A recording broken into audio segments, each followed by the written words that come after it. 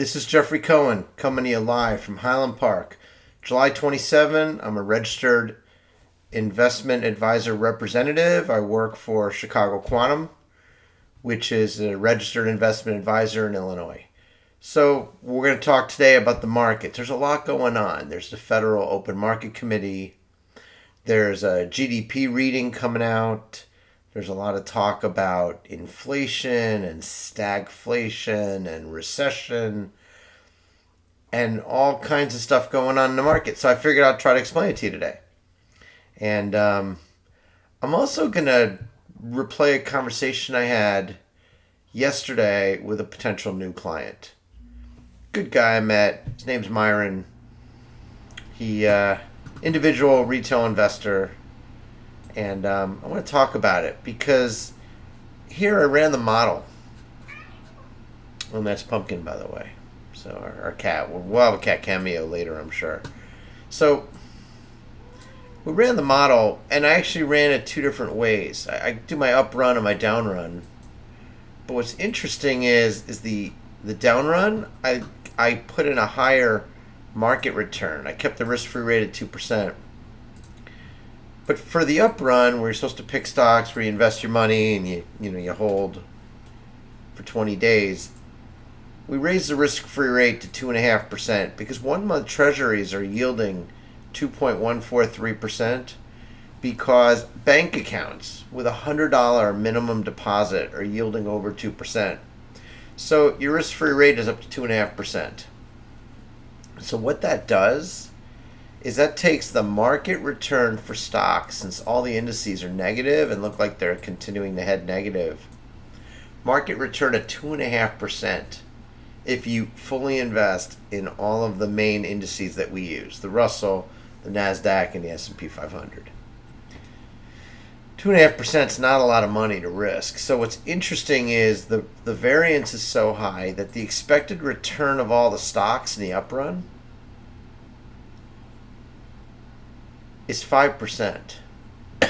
2010 profitable companies, if you were to hold all their stocks in 1/2010 ratio, you're expected to earn 5% inclusive of dividends. What's interesting is with a higher rate of return of 3% market return, because we kept the risk free at 2%, that return of the market is 6.2%. So you always get paid more. You always get paid more if you're willing to put your money at risk in money losing companies. The problem is that risk, get that variance. 1.9 times 10 to the negative 5.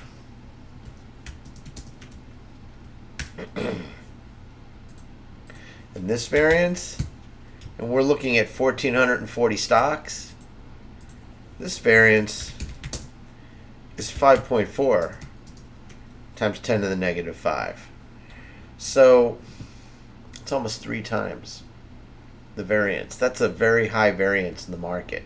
So money losing stocks have kind of blown out the risk. So let me just cut to the chase. What should you do if you are an individual investor, a retail investor in this market right now? Given what I'm going to talk about in the video, given all the risks and everything in this market, what should you do? I get this question a lot, right? Jeff, where should I have my money? What should I be invested in? Tell me. So the answer actually does come from our model. So in our down run,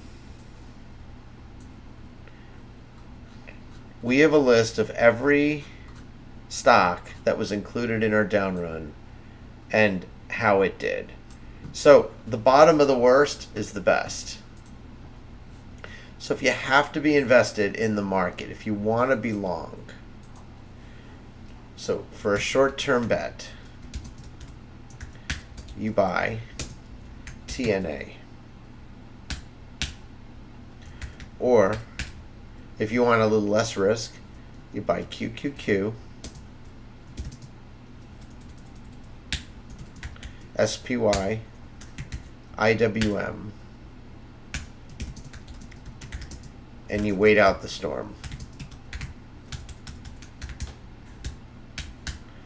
That's what you do with your equity, with your money that you want to put in equities.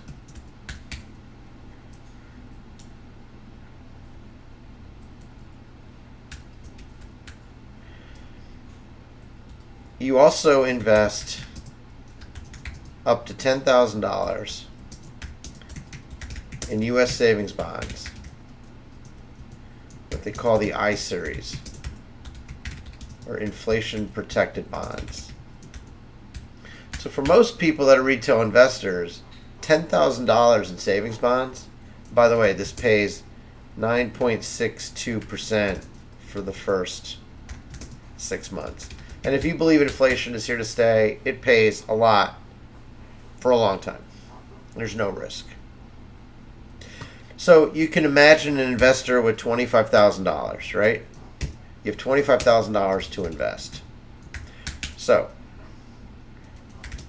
you log on to treasury.gov, or what they call Treasury Direct, and you invest $10,000 in an I bond, savings bond. You take your $15,000, and hopefully you have a Vanguard account. If not, you have a Fidelity account. Those are good ones. And you look for their S&P 500, and you look for their low-cost index fund. And if they have it, you put your $15,000 in it. You reinvest dividends, and then you spend your time with your family, and you don't worry about it. That's what a retail investor should do. It's not complicated right now. It's actually a very easy time. And for the first couple of years, you might not make a lot of money, but just trust that you're buying low, and you wrap it up, right? Now let me explain how I came to that conclusion. The uprun. So if you were to invest in all 2010 profitable companies, you don't know which one's going to do well, which one isn't, but these all companies make a profit. And you were to do that, you're expected to make 5%. Now the good news is the S&P 500 tends to pay about 1% in dividends. Given that stocks have fallen, maybe next year, maybe 1.5% dividend. Maybe. Hard to know. It's nice to get a dividend while you wait. And if the stock market decides to go up another 3.5%, you're golden. You're good to go. Here's the problem. When we look at the top 50 stocks, only one of them scores better than holding all the stocks. And that's Well-Built. It's been there for a while.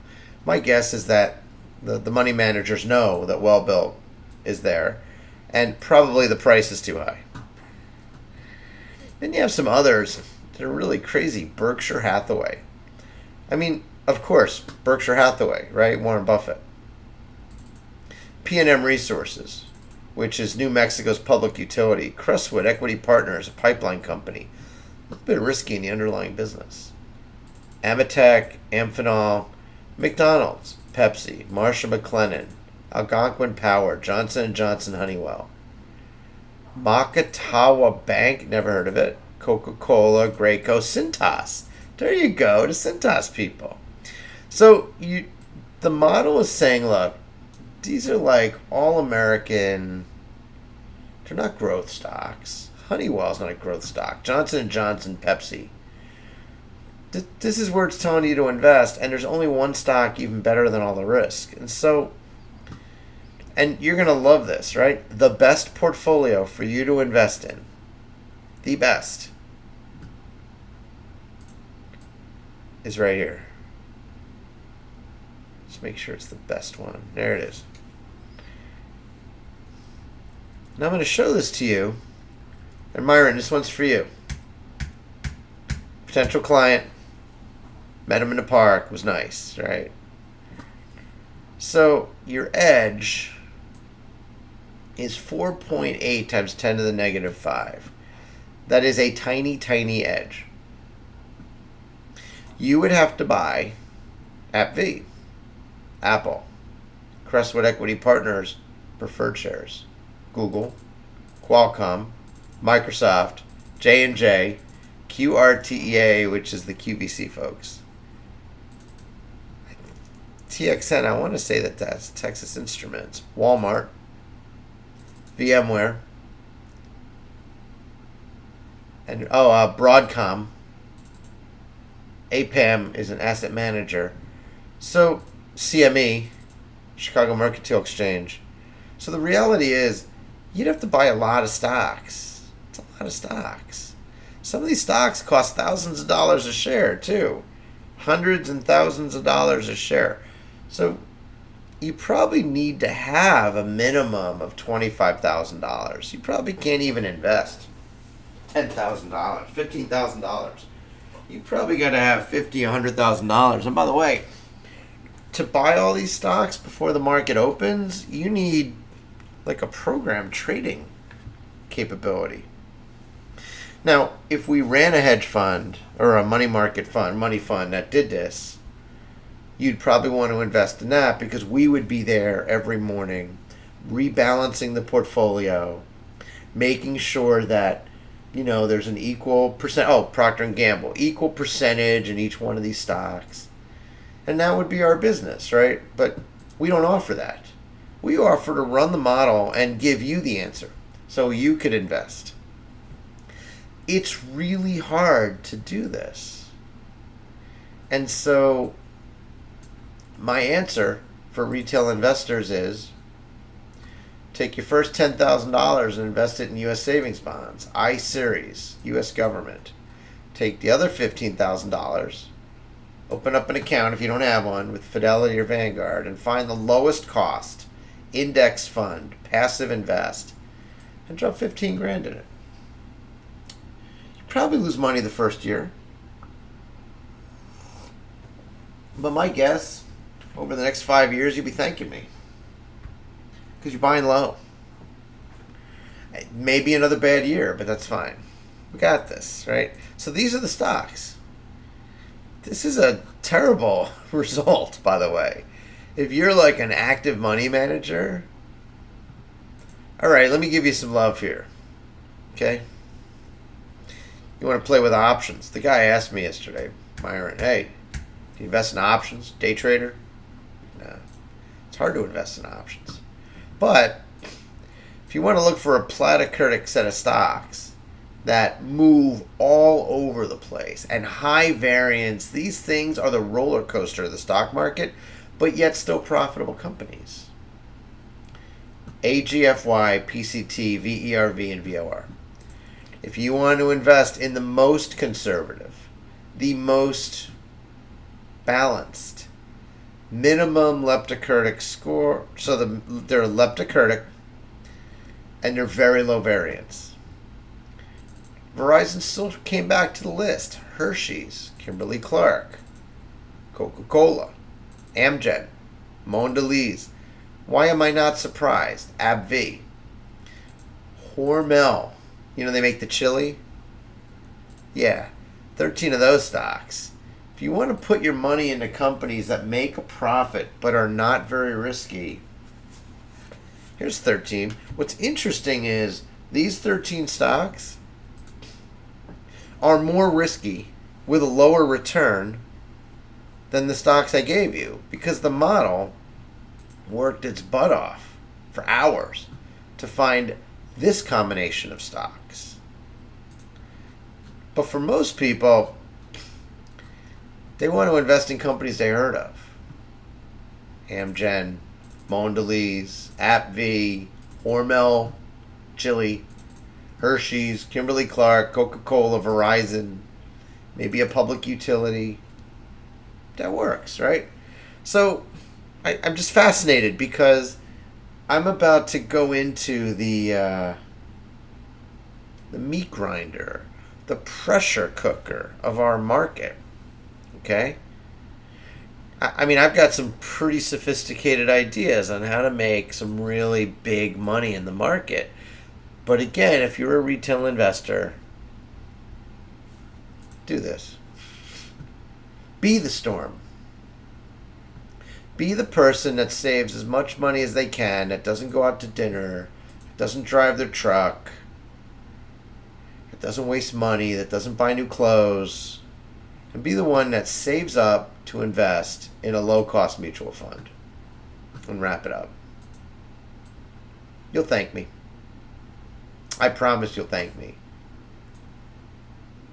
So now let's talk some turkey here. Love it. We have a spreadsheet that our subscribers get every time. You get every company that made a profit. You get every company that made a loss. You get different data on the ones that made a loss, right? But you can see like volumes, right? Let's sort descending. Geovax Labs, McEwen Mining, Chimerix, Humanigen. These guys traded at more than 1,000% of average volume. Some of these stocks, this one right here, Humanigen, is down 92%. McEwen Mining is down 95%. What do you think about that? Here's a high flyer. Everyone's trading it, but it's down 95% over the past year versus the average. So there's a lot of crazy stuff out there. If you wanna, if that's your game, I got all that data for you right there. My game a little different. I'm going to show you a little bit of the game. A little inside baseball, right? So first thing I'm going to do is explain what you get, and then I'm going to explain why it matters.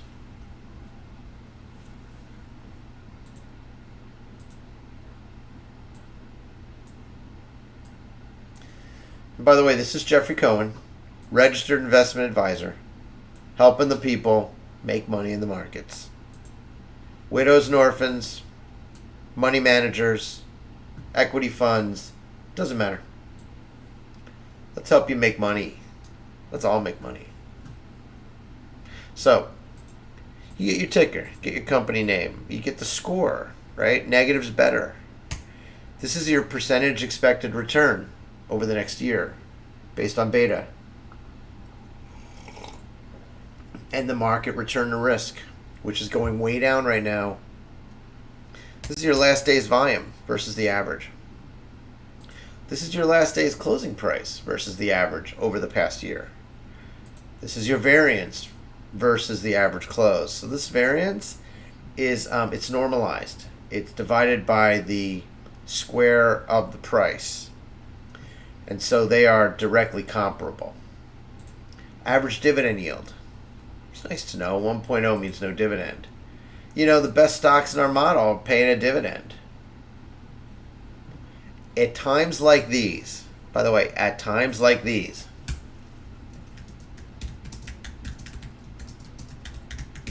a dividend is comforting. It's comforting from a risk perspective as well, because you're getting some of your money back. Market cap. So, let's start talking about some of what I call the advanced features of our model. These really are not advanced features, but it's cool. You could call it advanced features. People like that. You know, I get more customers that way.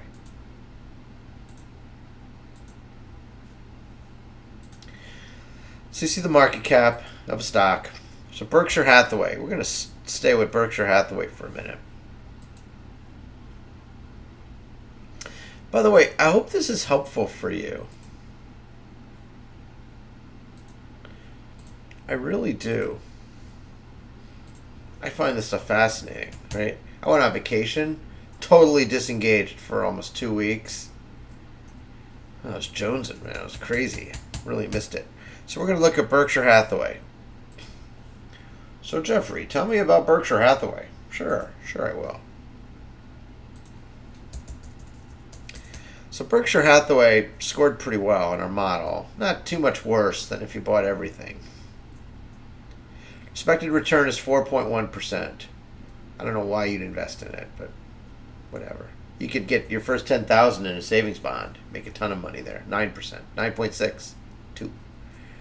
Volume, 50% on average. So in general, stocks aren't trading. If we look at all the stocks and we look at the average, you're at 87%. So average volume of money-making stocks is down 13%. When I look at the same number, volume, for money-losing stocks, it's down 28%. People are not trading. And if they are, they're focusing their trades in profitable stocks. It makes sense. Times are rough right now, right? The stock is down 5.2% over last year's average price. So you're getting a discount on Berkshire Hathaway. That's nothing to shake a stick at. I'll take 5% discount. Variance versus the average close, 0.06. If I look around the chart here, actually looks pretty high. That's a pretty high variance. So Berkshire Hathaway is on fire. Market cap, $630 billion. Cash flow from operations, a solid $37 billion. It looks like it's trading at about 15, maybe 18 times cash. I don't know if I like that. Net income at $85 million. Looks like they've got a lot of dirty income that doesn't turn into cash. $85 million, I can see that now. It's trading at about 8 times earnings. People like that. Long-term debt of $120 billion. So market cap, 630, another 120 in debt. Yeah, it's like 5 to 1 equity to debt, or maybe it's a 16% debt to equity ratio. It's pretty solid, right? Not leveraged. Common equity. So you pay $630 million for the company. The equity is $508 million. So you're paying about, for an insurance company, you're paying about 1.25 times equity. Okay. What's interesting is AOCI is negative. So this is secret sauce. And intangible assets, $28 billion. So of the $508 billion in equity, $28 billion of is intangible. It's about 2%. It's not a big deal. Copy, got brands, things like that. Berkshire Hathaway's is a brand, right? But what I look at is I want to see if AOCI exceeds net income.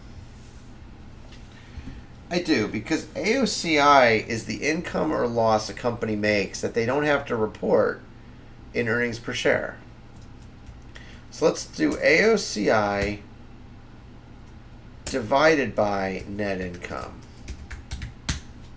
Let's take a look. So you got to kind of play around a little bit. And then once you have this all done, you can actually program this into your code. So it's minus 29%. So that's not so bad. If I scroll down a little, I got a company here that's got double. Pepsi has twice as much of a loss that they don't have to disclose on their net income statement as they do net income. So what happened to Pepsi? Why is Pepsi in the doghouse, so to speak? Coca-Cola, doghouse. Marsh & McLennan, 157% of their earnings are a loss. Doghouse. So we could look at this. Probably worth, for 2,000 stocks that supposedly made a profit, did they really make a profit? Did they make what I like to call a comprehensive profit? Now, anything that runs at 100% here isn't meaningful, because we do all nine nines if there's an error. Superior Industries, 15,000%. Their loss is terrible. So all these companies had massive losses. Let's look at anyone that had more than 2 times the loss off the books. Let's take a look at that lovely set of companies. Oh yeah. There's banks, Tupperware. That thing's been falling like a brick. Hyatt Hotels. Who owns Hyatt? Whoever it is, they're sure in a lot of trouble. Well, they only made $9 million, Hyatt Hotels, so that's awful. Brinks, Goodyear Tire and Rubber, Murphy Oil, Xerox Holdings. I think it's probably a short, $2.5 billion. Lost $3 billion. Off the books, so to speak. Got a couple banks. Baker Hughes, the oil drilling company. All right. So that's one thing to look at. Bunch of dog crap there. That's nice. Now let's take a look at something else. Let's look at debt divided by market cap. Let's look. It's a form of leverage, right? So if I owe $1 and I'm worth $1, then I have a 1 times market cap. Now in this case, their debt is 550%, or 5.5 times their equity. That reminds me of a stock that I truly love. It has a debt to equity ratio of 10 to 1. You have to have a very strong stomach to invest in a company like that. So let's do descending. Let's take a look. And then there's companies with no debt whatsoever. I love that. Right there, Smith and Wesson. They may not make a lot of money. But God, do I like a company that with no debt. Boot Barn Holdings. Timken Steel. Roku. Faraday Future Intelligent Electric. Just no debt. F5. Perella Weinberg Partners. Houlihan Lokey, of course, because they handle distressed debt. Of course, they're not going to have debt themselves, right? It Grow Generation, a stock that is near and dear to my heart. So let's take a look at the ones with the most debt. By the way, some of these are probably anomalous. But we look at these, and that's a lot of debt. We're talking like 10 times. So all I'm going to do here is I'm going to look at 10 times debt to equity or more. And we're going to color those orange. So those are my debt guys. The Bancorp. Negative cash flow. Tiny market cap. Tons of debt. Probably going to look at that. I have no idea what they do or anything, but yeah. Rave Restaurant Group. Loan Depot. Now, Loan Depot might have a lot of debt because they offer mortgages, and they might be holding some of those mortgages on their books. Nothing wrong with that. Ocwen. So it's not a problem to have debt, but like Liberty TripAdvisor Holdings doesn't make any sense. Negative equity, and they lost money on top of it. Of the negative equity, almost $1 billion of it is intangible. This company's in really big trouble. They owe $1.1 billion, and their market cap's $53 million. This company is basically on the edge of just hanging on with their fingernails, right? Costs. So there's a lot to look at here. You can spend your whole day looking at it, right? And this is real data as of yesterday. And so I got my own little secret sauce formula for a particular industry sector. I will be taking a look at that today. This is nice. I got the data now. So now let's take a look at what's happening, right? So there's a lot going on in the market today, and I think it's important to share what I see.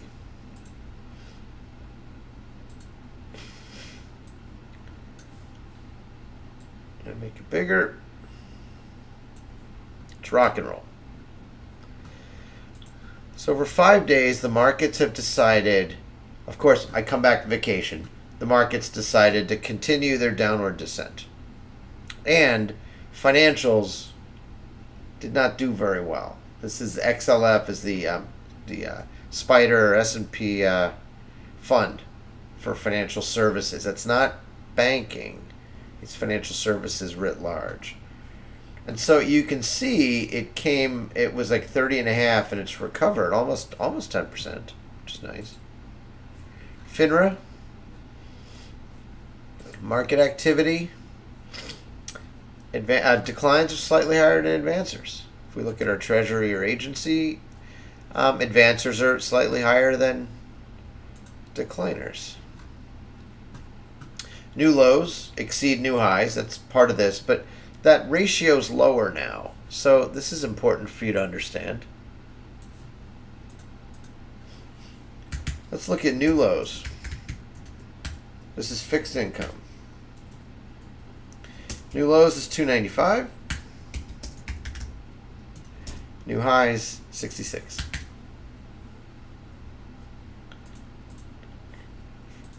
This is corporate.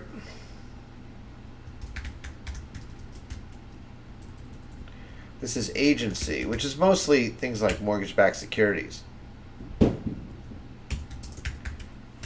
New lows, 24. I'm sorry, 26. New high, 24. Not much difference. That's good. That means your agency debt is hanging in there.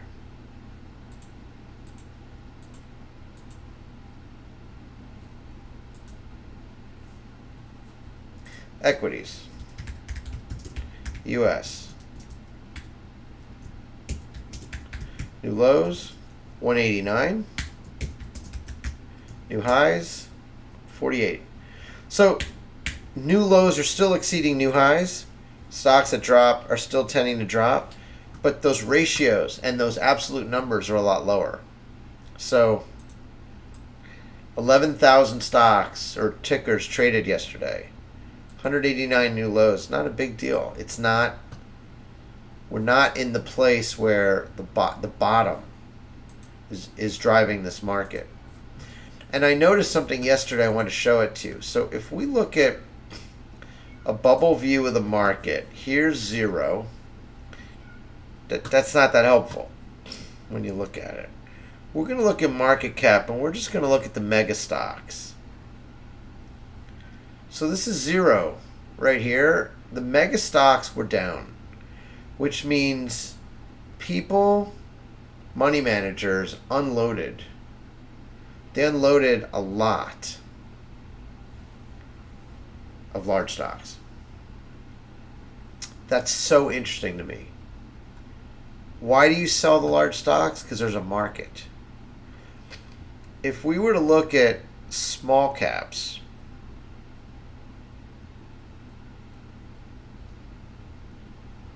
under $2 billion in market cap. Oh, that's interesting. All right, fine. Small. 300. I don't understand. Oh, there's no small caps in the S&P 500. Mid caps. Okay, here's your mid caps. Still a lot of declines, but plenty of aboves too. Ralph Lauren, Caesars, Norwegian Cruise Line, Royal Caribbean. So these are your economically sensitive people making money, want to go on a vacation. This is a good one. Robert Half, business to business labor, down 3.4% yesterday. So what's interesting is the real declines yesterday were in the large caps, people dumping their indexes, people raising money. Why are they raising money? They're raising money because the FOMC The Federal Open Market Committee, July 26 and 27. They are going to release their minutes like they did last month. In fact, this particular meeting is not just minutes. This particular meeting is a decision meeting for the FOMC. They are going to decide whether to change monetary policy. So that's a really big deal. That is going to move the market. And I think people sold stocks, raised money. We're talking professional money managers. Raised a lot of money yesterday. So how do I know that? So if I look at the S&P 500 E-mini futures, and I were to zoom in a daily chart, I'm not a technical guy. This isn't but here's your trend lines. I drew the trend lines in. And we look, so yesterday, or the last couple, so it's been rising. It actually is range bound very much. It fell in June when long duration bonds fell. So market fell with bonds. I want you to think about that for a minute. So people were fleeing the safety of U.S. Treasuries. That's odd, right? So people were going somewhere else. Maybe they were going to Bitcoin. Maybe they were going into something, right? I don't know. Where do you go if you don't go into Treasuries? Where do you go? I don't know. They went somewhere. Gold, maybe. And then they stayed away for a little bit. And then they decided to start modulating a wave, a sine wave, on June 20. And on June 20, 3760 to 3900 to 3790 to 3900 to 3790 to 4000. And that's when I started looking on my vacation, because I'm like, whoa, the sine wave is starting to break free to the higher end. And now the fall is to 39.23. So the wave has changed. And what's interesting is, so you got this beautiful wave that looks like it's going to break higher. It looks like it should break higher, but your volumes are lower. Your volumes are lower. So you're a little higher. You actually, the market went up on higher volume. That's very positive for the market. That's very bullish. Makes me think, oh yeah, we're done. Wrap it up. But there's an FOMC meeting. So volumes dropped a little. Market came down a little. Let's see if it's the same thing with the NASDAQ. Same chart. Market dropped in June. And here it is. Same wave. But all of a sudden the wave broke higher. But volume's also low these last couple days. So volume is low. So it rose though on higher volume, but the NASDAQ actually quit early. So on the 20th, it rose its final day on decreasing volume. It's not bullish. We look at the Russell, you see the same decline. Recover, down, recover, down, broke free. And here, that last day, that last rise was on declining volume. And then you see slightly increasing volume for the declines. So these are such small moves and such small time periods, but it's not bullish, not today. And I told you that people were raising money. And again, S&P 500. So I could look at all, so any. That's actually really interesting. Look at that, 2 billion. PGY stands out. Pagaya Technologies, never heard of them. Let's take a look at your mega caps. And you can see here that the line is 2 lines down is 0. A couple stocks came in between 0 and 2% higher, but truthfully, most of this is a decline. Walmart dropped 7.6% yesterday. Amazon, Tesla, Meta, Costco, Home Depot, Google, Microsoft, Apple. These are decliners. Nvidia. This is not good. This is a big decline in the market. So what else we got? The COVID. I love looking at the COVID. Hospitalizations are up to 6,400 new hospitalizations. New cases 122,000. So what's interesting is the cases are fairly flat. The severity of the cases is rising. So when you look at this, can I zoom in? This is important for you to see.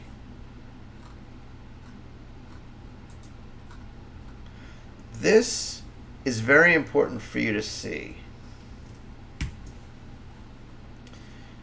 Whatever this new COVID is that we got, I'm going to save the chart. I think it's important. It might actually go on our blog today. I'm not sure. And if we zoom in this way, you want to see you want to see new cases, hospitalizations. What you don't want to see, you want to see cases, hospitalizations. What you don't want to see is cases are flat and hospitalizations are up, because what it means is if the cases do ratchet higher, by the way, people go to concerts in the summer, they see their family, they go out, they hang out with people, right? They sit in the air conditioning. Yeah, if cases doubles, hospitalizations may quadruple. That's the exponential effect that I worry about here, right? This separation between those two lines means that we could fill our hospitals if we're not careful. That's just something to pay attention to. China locked down Wuhan again. Billion people. Not a billion people. Million people. They locked down 1 million people again, like it's nothing. So let's take a look. 10-year Treasury continues to decline. And so this is where I want to talk a little bit about what's happening, because it's a little more subtle. Am I doing a 1 month view here? Yeah, 1 month, 1 month, 1 month. And then give me some dollar statistics. Forex. So you look at the dollars at 101.46. So it slightly weakened. Slightly weakened against the yen. Slightly weakened against the Great British Pound. Slightly weakened against the Canadian dollar. It's fine. So with that, and then the Bitcoin actually strengthened, or the dollar weakened slightly against Bitcoin. So I look at this and I see, okay, so the dollar slightly weaker. Not a lot weaker, just slightly. And then I look at 10-year treasuries. So this is like the very, very big currency. This is a currency that you use in order to borrow money from the Feds. You have to give them something of value that they can trade. And also bank to bank, right? When they help each other out. This is a good collateral. This is like perfect collateral. Mortgage-backed securities are not good collateral. Car loans are terrible collateral if you want to raise money overnight. 10-year treasuries. Oh, it's beautiful collateral.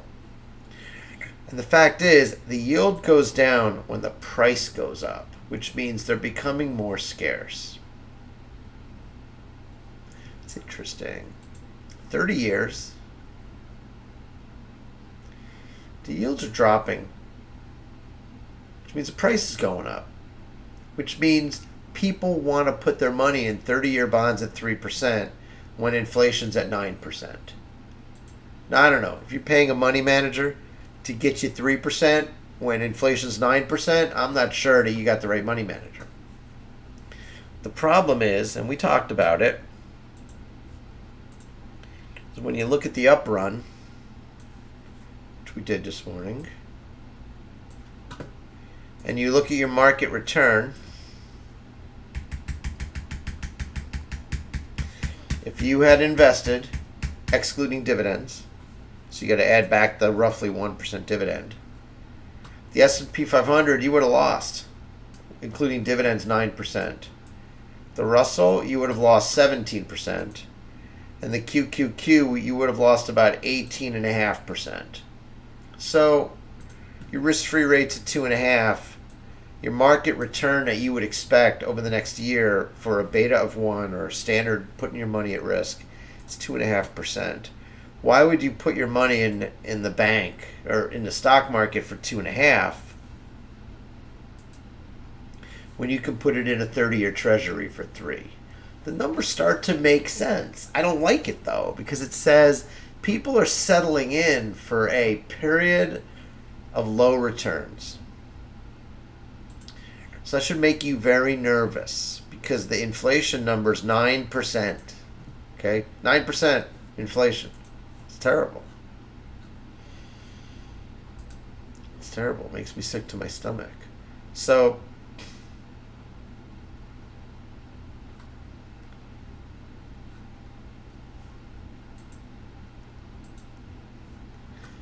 all right, let's take a look. I like to look at the mortgage-backed securities. See how people are doing. Unchanged today. No one knows what to do. Your 30-year fixed-rate mortgage is at 5.5%. That's not that bad. I'd take a 5.5% mortgage. Pre-market, Chipotle is up, but on 300 shares. Nothing's trading. Nothing's trading. We're going to take a look at our proprietary indices. Look at that 1-year Treasury. Now, this is important. Let's say you just want to wait out your summer. Okay? Let's play this out. Jeffrey, play it out. You want to wait out the summer. You don't want to put your money in the stock market. You don't want to earn 2% expected return. So you take your money and you buy a one-year Treasury bill and you earn 3.1%. You don't have to tie up your money for 30 years, earning 3.0%. You don't have to tie it up for 10 years, earning 2.8%. You could just lock it in for 1 year and earn 3.1%. That's not a bad CD rate. I mean, it's not great, 3.1%. But sometimes you take a guaranteed income. Now, you do pay, it's federal, so you don't pay state tax on this. If you were to buy municipal bonds, you could save federal taxes, depending on your tax situation. Oh, and pre-market, we're up. S&P futures implied open is up almost 1%. 0.9. So the futures are up. That doesn't make any sense to me, because yesterday people liquidated their holdings. Money managers liquidated their holdings in anticipation of what the FOMC is going to do. But yet they're sending a message this morning before, unless there's a leak, unless somebody leaked what's going to happen, they're bidding up the market. I don't understand why that would be. But suffice it to say, I bet you if we were to look at futures, they're going to be green. And they are. Look at that. 0.5, 0.9, up 1.4 for the NASDAQ. Russell up 0.6. The VIX is down. So the size of the moves are expected to be lower and more consistent. You've got economically sensitive commodities looking stronger, looking more expensive. Copper, silver, oil. Your bonds are higher, right? So interest rates are lower. The dollar's weaker. So if this were a normal day, this market looks great. I'd be like wearing a green shirt. Like, this thing looks great. I love this market. But the FOMC is going to report on its monetary policy today. Today. It's coming. And it's going to say something. There's going to be a statement. There's going to be a press conference, and there's going to be minutes that come later, of course. And here's what the statement says. So many of you may not follow this stuff. It's not that interesting. This is the last minutes. This is June 15. So no, I'm not leaking new information. This is June 15. Overall economic activity, blah, blah, blah. The committee seeks to achieve maximum employment and inflation of a rate at 2% over the longer run. Great. Decisions made. Interest paid on reserve balances. Okay, so that's very short-term money. Federal funds rate. Reverse or overnight repurchase agreements rate. Overnight reverse repo agreement rate. Quantitative tightening rate. And that's it.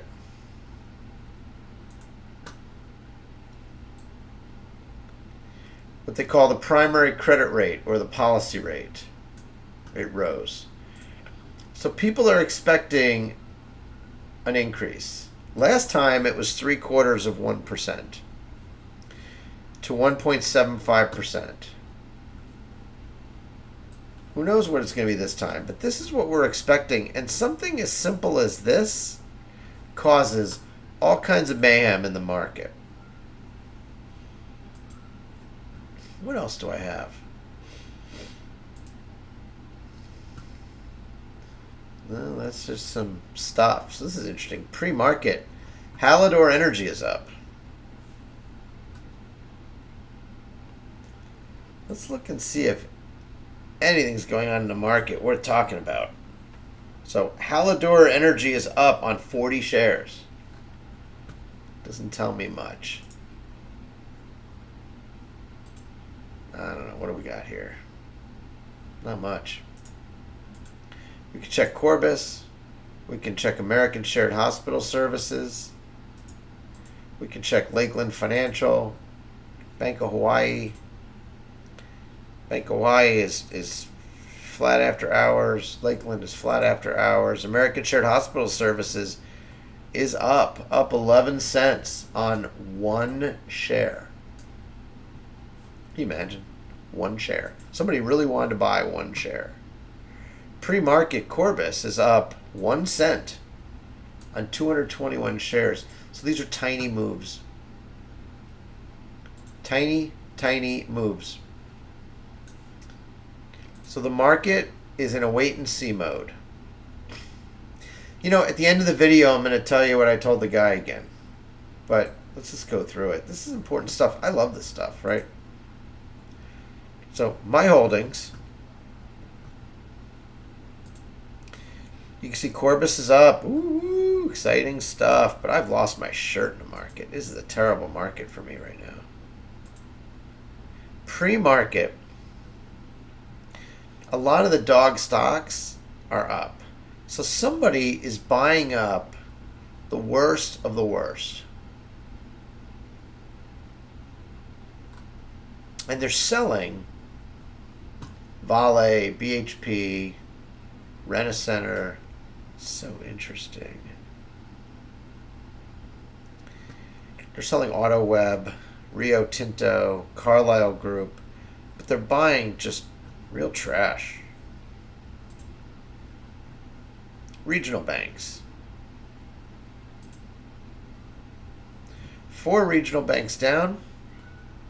Most regional banks are up. I have this hypothesis, but let me just keep going through it. Money managers. 4 are down.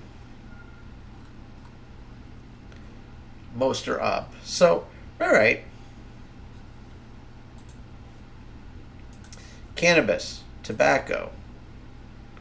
3 are down. Most are up. There's good news in the cannabis market. That's very interesting. Cannabis stocks are higher. Okay, that was probably the worst joke ever, but I liked it.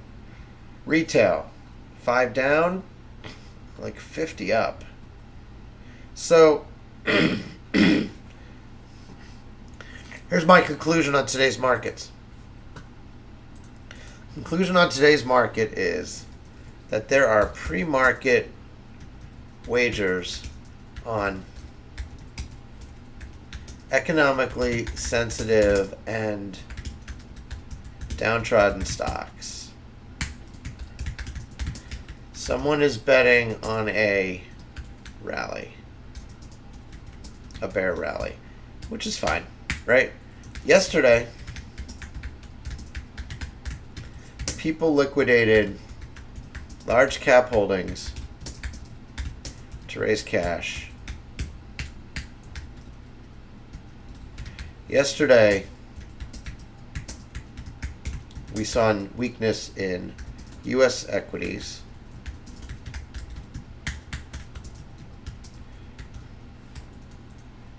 We saw strength, relatively speaking, sorry for the typo, in fixed income, and new lows still exceed greatly new highs.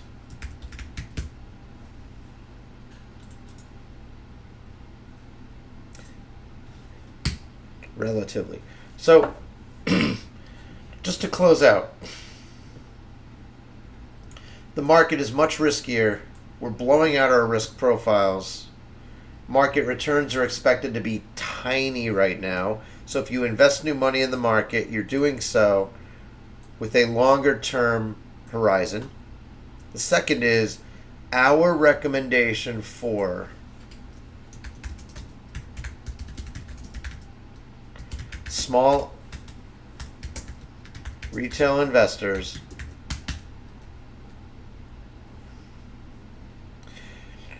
is invest your first up to $10,000 in U.S. savings bonds. Do it. Do it. There's no risk. It's a huge payout.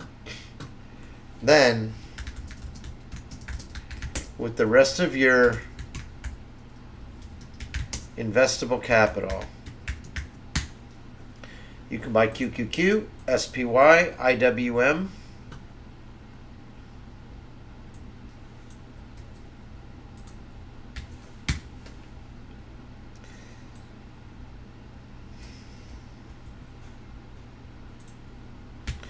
And the way I would invest in those is open up an account with a Fidelity, a Vanguard. By the way, Charles Schwab, we are looking at having them be our future custodian.